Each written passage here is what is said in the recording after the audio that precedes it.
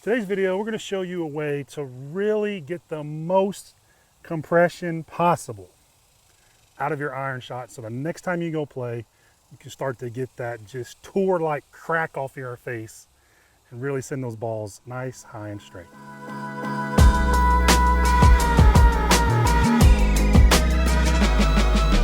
Sean, it's maybe the most coveted move in golf, right? Or look in golf, I should say. It's at impact. We've all seen the magazine covers. Handle up here by the front leg, right? Head on top of the ball or just behind it. Divot starting to form, right? Ball starting to fly off the face. It's what most golfers want to feel, and they never get to feel it. Why is that? So yeah, we've taught thousands of lessons, and most of them really do come in with this kind of the opposite, right? Hands on the back leg. Yeah, hands on the back leg, scooping and thin shots, sometimes fat shots. Then they bend their arms in to try to avoid, hitting it fat or whatever it is. It's just not good solid contact, and they've never really felt compression. Right.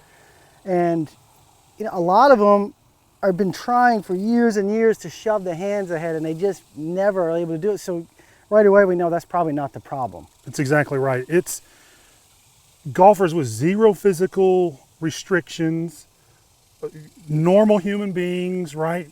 2 legs, 2 arms, 2 feet, everything should be there to get the handle where they want it. But even in slow motion drills, even in their best efforts, it still winds up being kind of right here. And there's a really simple reason for it that most golfers are not aware of, and it happens much earlier in the golf swing. Yeah, and we've said it before, this club face controls the whole golf swing. Right. In the end, your brain kind of has a good sense of where this thing is open, closed, square, and you're going to make all these compensating movements to get it square at impact if it's not square as it's coming down. That's exactly right. So what we normally see for guys that can never compress it, or if you filmed your swing and you always look kind of like this, you've never had the face square enough coming down in order to have the hands forward. If you did actually achieve a hands forward look, you would shank every ball. Right. And that's why if you take a practice swing and film it, your hands are in a good spot, but the club face is pointed 90 degrees to the camera because you haven't learned to square this club face yet. We get a lot of practice swings sent to us saying, why can't I do this in my normal swing? You're exactly right. From a face on, they'll say, my hands, I can get them in my practice swing up here on my front leg. But at the same time, when we're watching that video, we're looking at all these score lines. Right? You'd shank every ball. Right, it's exactly right. So if you did this in your swing, you'd quit golf because the ball at best would go so far right it'd be unplayable. Most likely you're just going to be hitting off the hosel. You shank you'll shank most of the time. Right. So you're going to stop doing that immediately and go back to your flip, which at least you can hit a shot. Because exactly right. Impact is the way it is in your golf swing, in my golf swing, in your golf swing, to help us hit the ball where we're trying to. That's right. Right. It's not just a generic impact and then the ball goes where it's supposed to. We have to make the movements to hit the golf ball, and if our movements are off and our face isn't right, we're not going to have that tour look at impact. All right, so let's jump into gears now. We're going to show you what should happen relative to all this, when it should happen, and then we're going to come back and give you a drill to work on. With all the fantastic tools available to you as a golfer, it's easy to be lulled into a false sense of what's actually happening in the golf swing. Cool things like seeing a downswing in ultra slow motion can easily distort your perceptions for things like when we need to start making critical movements in the golf swing, especially the downswing. We see the harmful effects of these perceptions every day in golf lessons. When you see a downswing like this slowed down 128 times slower than its real speed, it makes you feel like you have time to make chronological decisions as the downswing unfolds. At this speed, it's easy to feel like things are starting when you see them happen. But that's an illusion you want to avoid at all costs. The downswing you just watched from this world #1 golfer took just over 30 seconds. You can have a lot of thoughts and initiate a lot of actions in 30 seconds. You can even do some rethinking and take corrective actions in that amount of time.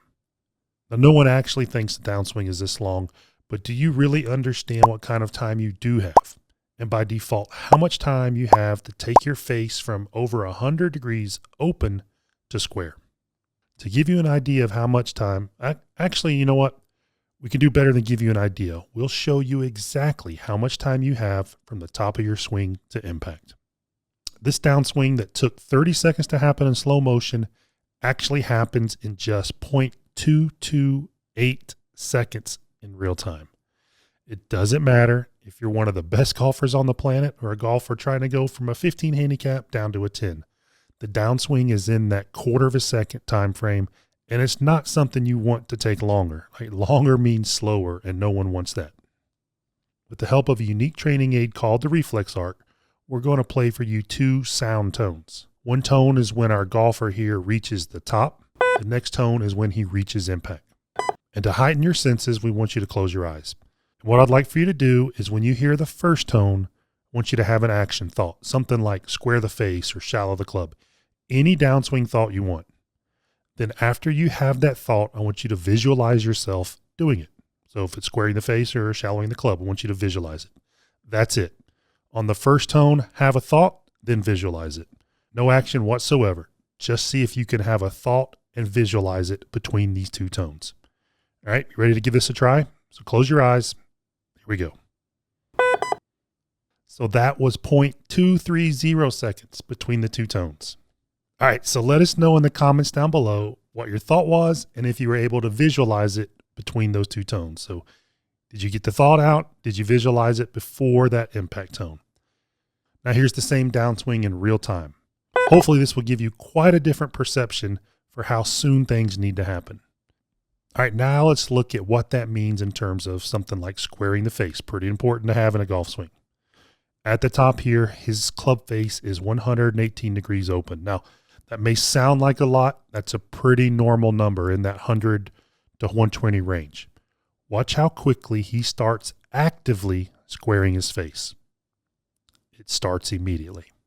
You cannot take your club head from 0 to 96 miles an hour at impact and close your club face 118 degrees in less than a quarter of a second with passive arms. Instead, we'd like to see you get the speed and impact alignment you want, like a square face and a shaft that leans forward. To do that, you'll need to use every millisecond of your downswing to make it happen. You can afford to be slow out of the blocks in a 30-second downswing. You just can't afford to do it in a quarter of a second downswing. All right, Sean, let's have you set up to it. We're going to shoot one downrange. Okay. And I'm going to come around and be a really big force on your sweet spot. Got it. All right, so I'm going to let you feel where the sweet spot is, all right? All right, so what? So let's have you take it up to the this. top. Okay, so I'm going to have a pretty square club face at the top. Okay, So, then what I'm going to do is go around and hook my index finger on his sweet spot, okay? Yeah. Okay, so let's take it up. All right, so I'm going to put my index finger right here in his sweet spot. Okay. Now, what should happen in golf swings is he should take my finger to the ball, okay?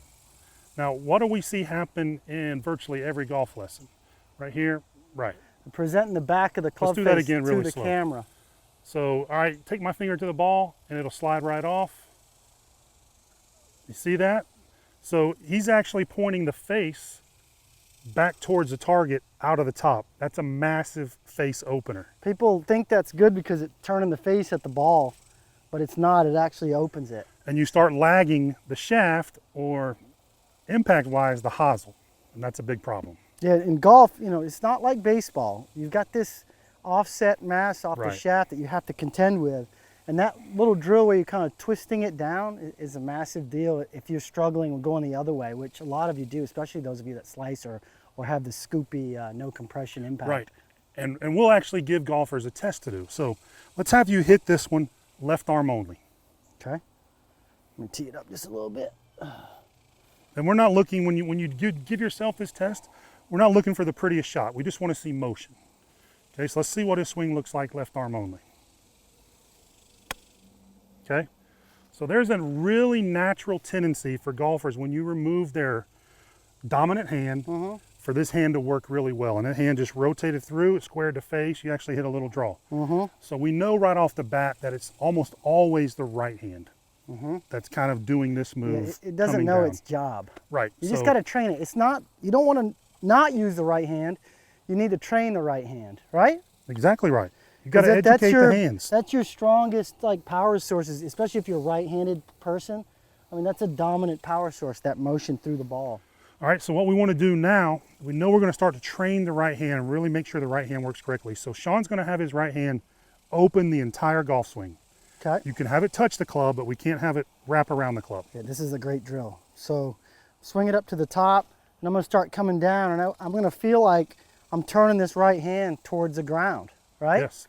I'm turning it this way instead of, a lot of times, like Mike will always say, we see guys with the palm facing their face, right? That's dead. You have to feel like when you're coming down, you're turning that palm toward the ground, and you could chip these little compressed draws out there. That's exactly right. So the progression would be, okay, we know you can do it correctly, left arm only. Yeah. Now we're going to start to catch it, open right hand, and without, we have never had to show anyone how to do that. No. It just naturally happens. When this right hand is left to kind of be in the back seat rather than drive it, it wants to get right on top of the shaft coming down, which is what you see on every magazine cover, every leaderboard, every Sunday, rather than this look right here with the face pointing right at the target. Yeah, and this feels strong, but once you get the feel for having this hand more on top, you'll never go back because you'll start trapping the ball more, compressing the irons, more distance and more accuracy. So give it a left arm only swing, then start to catch it with this open right hand and film yourself. You're going to see some different movements. Those are the movements you want to start to ingrain. If you found this video helpful and you need more help with your consistency, we want to help you with that. Go to the first comment below this video. You'll see a link. Click on that link. We'll take you to our #1 consistency drill to help you hit the ball more solidly and more consistent every time you're out on the course.